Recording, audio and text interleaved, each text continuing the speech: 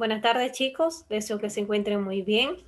Ya estamos a la mitad de este último periodo. Vamos a comenzar el tema número 4. Está sumamente relacionado con el tema anterior. Recordemos que el tema anterior fue el tema de los suelos. Vimos algunas de sus características, su importancia. Y hoy vamos a ver cómo se clasifican los suelos. Los suelos se clasifican de acuerdo a varios criterios, como vamos a ver a continuación. El primero que quiero mostrarles es según la textura, según el tipo de textura que tenga el suelo, se va a clasificar en suelo arenoso, suelo limoso, suelo arcilloso. También hay otra clasificación como suelo rocoso y como también suelos fangosos, hay otro tipo de clasificación. Entonces, clases de textura de los suelos. Existen muchos tipos de suelos dependiendo de la textura que posean. Y se define textura como el porcentaje de arena, limo o arcilla que tiene el suelo. Y esta cantidad entonces va a determinar qué tipo de suelo es. Por ejemplo, el suelo arenoso es ligero, y filtra el agua rápidamente. Tiene baja materia orgánica, por lo que no es muy fértil.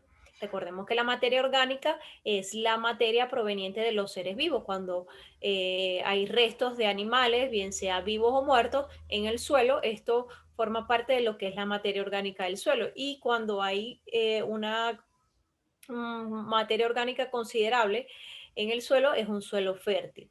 El suelo limoso, por su parte, es estéril, pedregoso, es decir, que tiene piedras y filtra el agua con rapidez porque tiene muchos poros, muchas hendiduras.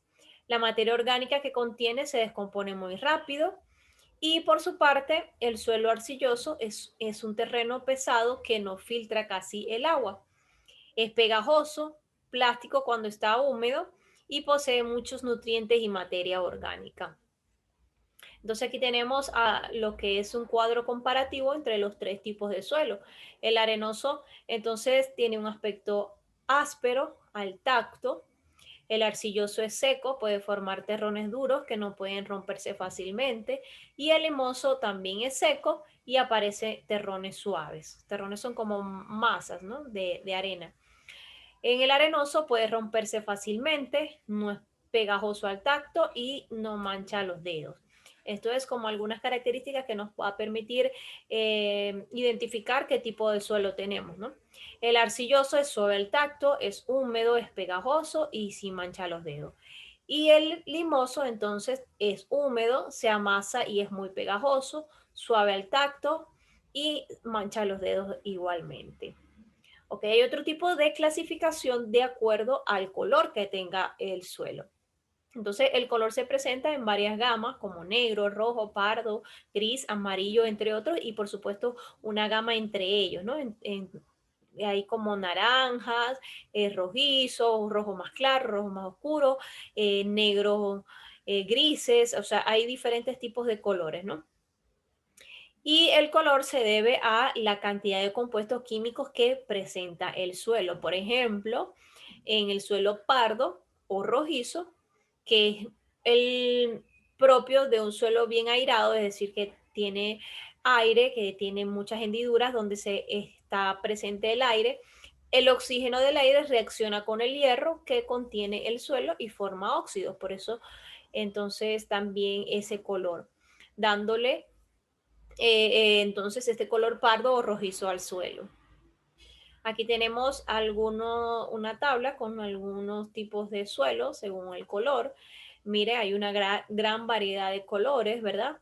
Gris, amarillo, naranja, rojo, ladrillo, anaranjado, amarillo claro, gris pardo, gris ratón, un poquito más oscuro, terracota, pardo oscuro, verde oscuro. Y en cuanto a la descripción, podemos tener, por ejemplo, voy a tomar el que dice amarillo claro. En la descripción nos dice que está formado por arena y que es pobre en nutrientes, ¿ok? Por ejemplo, el verde oscuro, que es el último, es porque está presente una gran cantidad de materia orgánica y va a presentar entonces una abundante vegetación. El primero que nos dice que es un color gris, ¿verdad? Que nos habla de que también hay acumulación de materia orgánica en descomposición, que es lo que se conoce también como humus, que lo vimos en la clase o en el tema anterior. Otro criterio para clasificar, que se utiliza para clasificar los suelos es según su pH, ¿ok? Recordemos que el pH es lo que nos indica si una sustancia es ácida, básica o neutra, ¿ok? Y es una propiedad química del suelo que determina el nivel de acidez o basicidad que posee dicho suelo y es medido por una escala de pH. La escala de pH va del 1 al 14. ¿Verdad? Es una de las propiedades químicas más importantes del suelo porque un pH adecuado favorece la disponibilidad de nutrientes para las plantas, controla la actividad de los microorganismos, determina la solubilidad de los nutrientes y la mineralización de la materia orgánica. Entonces, esa es la importancia de que el suelo tenga un pH adecuado, ¿ok? Porque, por supuesto, si el pH del suelo es muy ácido o muy básico, entonces las plantas no se van a poder desarrollar. Vamos a ver algunos ejemplos. Aquí está la escala de pH, como lo dije anteriormente, va desde el 0 hasta el 14, donde del 0 al 7 son las sustancias ácidas, ¿ok? Las sustancias que tengan un pH 1, 2, 3, 4, 5, 6, hasta 6 son sustancias ácidas, o en este caso, como estamos hablando de los suelos, serían suelos ácidos. Si tiene un pH del 1 al 6, estamos hablando de un suelo ácido. Hay instrumentos que se utilizan para medir el pH, como el pHímetro o un papel tornasol que cambia de color de acuerdo al pH que tenga la sustancia o en este caso el suelo. Si el pH es 7, quiere decir que es un suelo neutro, tiene un pH neutro. Y si por el contrario el pH es de 8 a 14, entonces hablamos de que la sustancia, o en este caso el suelo, es básico. Entonces aquí tenemos extremadamente ácidos cuando tienen un pH de 1 a 4, fuertemente ácidos cuando tienen un pH entre 5 y 6, moderadamente ácidos cuando tienen 6. Igualmente ocurre del otro extremo, ¿verdad? Moderadamente básicos si tienen un pH de 8, ligeramente alcalinos, que es lo mismo, si tienen un pH de 9, fuertemente alcalinos si tienen un pH de 10 y extremadamente alcalinos si tienen de 11 a 14 de pH. Entonces aquí vemos algunos, déjenme mover aquí, dice pH del suelo y la relación que hay con el crecimiento de la planta. Por ejemplo, cuando tienen un pH mayor a 8.3, es un suelo que es demasiado alcalino para la mayoría de las plantas y no se van a desarrollar. Si tienen un pH de 7 a 5, habrá disponibilidad del hierro, la disponibilidad del hierro es un problema en un suelo alcalino, es decir, que no va a haber, la planta no va a tener la posibilidad de poder adquirir el hierro del suelo. De 6.8 a 7.2 es casi neutral, es un suelo que va a estar acorde para el crecimiento de las plantas. De 6 a 7.5 es aceptable para la mayoría de las plantas. Cuando tiene un pH de 5.5 reduce la actividad microbiológica del suelo, es decir, cuando el pH es ácido, un suelo tiene un pH de 5.5, se va a reducir un pH ácido, se va a reducir la actividad de los microorganismos que están en el suelo y sabemos que ellos forman parte importante del suelo y no es bueno que baje el número de microorganismos en el suelo. Y cuando es menor a 4.6, entonces es un suelo demasiado ácido para las plantas y no se van a poder desarrollar. En cuanto al aprovechamiento del suelo, sabemos que el ser humano ha utilizado el suelo para diversas actividades, ¿verdad? Simplemente para la vida, para la construcción de las viviendas, pero también para lo que es la ganadería y la agricultura. También como reserva natural y como depósito o reservorio de agua y en otros casos entonces para las construcciones de ciudades y vías de transporte. También el ser humano ha sometido el suelo a la extracción de muchos de los recursos minerales como la plata, el cobre, el oro, el hierro y sus recursos fósiles de materia orgánica como el petróleo. Como lo vimos anteriormente, el suelo puede contener diversas diversas clases de recursos minerales y entonces el hombre ha explotado el suelo para tratar de obtener estos recursos minerales y otro componente importante del suelo ha sido el petróleo y sabemos que el hombre entonces ha tratado de siempre explotar el suelo para conseguir este petróleo. Entonces, en su afán por satisfacer sus necesidades y ambiciones, está alterando de manera irreversible uno de los recursos más importantes para los seres vivos, ya que de él deriva toda nuestra existencia. Entonces, ok, está muy bien la ganadería, la agricultura, pero siempre hay los aspectos negativos, ¿no?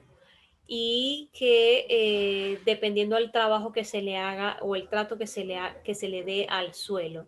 La ganadería y la agricultura es beneficiosa para nosotros porque, bueno, tenemos por supuesto la alimentación, otros productos como para la industria farmacéutica, textilera, entre otros, pero hay que tener un uso consciente del suelo porque se le está haciendo un daño irreversible y nosotros dependemos de este recurso natural. Hay otro aspecto que está sumamente relacionado con el suelo y es la erosión. ¿Y qué es la erosión? Es la eliminación de las capas superficiales del suelo y puede ser ocasionada por diferentes factores como el viento, el agua, el hielo o la fuerza de gravedad y por acciones indebidas del ser humano. Entonces la erosión es como la ruptura de esas primeras capas. Recordemos de la clase anterior que el suelo está formado por varios horizontes o varias capas, ¿verdad? Cuando se da la ruptura de esa primera capa del suelo, ¿verdad? Por diferentes motivos, entonces se habla de una erosión. El suelo puede ser erosionado o se erosiona por factores naturales, como lo dice allí, por el viento, el agua. De pronto no sé si han visto paisajes como el agua va rompiendo hasta la roca, va haciendo el recorrido del río, batallando la roca. El factor del viento y del agua es muy importante en el suelo, ¿no? Pero también el suelo se puede erosionar por factores que están relacionados con el ser humano. Entonces, la erosión se puede presentar en dos formas: erosión natural, si es causada por esos factores, y la erosión acelerada, si es producida por las actividades que el ser humano realiza, como pastoreo, la tala de los bosques, la quema y cualquier movimiento de tierra no controlado. Tienen el efecto inmediato de debilitar o destruir la cubierta vegetal, exponiendo el suelo a movimientos superficiales de las aguas o a la acción del viento, los cuales arrasan los horizontes superficiales. Ok, entonces aquí les quiero mostrar la tarea. La tarea dice realizar un cuadro con la clasificación del suelo según la textura, el color y el pH, tal y como se muestra en el video. Ya nosotros vimos la clasificación del suelo según estos tres criterios y vamos a hacer como un resumen en un cuadro. Ya les voy a explicar. Y el punto número 2 dice, escribe 3 recomendaciones para evitar la erosión del suelo. Lo tienen que investigar, es ya conociendo lo que es la erosión, van a investigar cómo se puede evitar la erosión del suelo, por supuesto, más que todo hablando de los aspectos, del aspecto que es creado por el hombre, ¿no? Porque es difícil, pues, impedir que el suelo se erosione por factores naturales, pero sí podemos encontrar recomendaciones para evitar la erosión del suelo cuando esta erosión es provocada por el ser humano. Entonces aquí yo hice un cuadro, ¿verdad? O una tabla, como lo quieran llamar, y van a colocar aquí, van a hacer el cuadro con 3 columnas. En la primera van a colocar los tipos de suelo según el color, en la segunda los tipos de suelo según su textura y en la tercera los tipos de suelo según el pH. ¿Ok? Es como un cuadro para resumir los tipos de suelos que vimos. Y bueno, ya saben, cualquier duda, cualquier inquietud, estoy a la orden. Recuerden que deben enviar la tarea a más tardar el próximo lunes, ¿ok? Bueno, que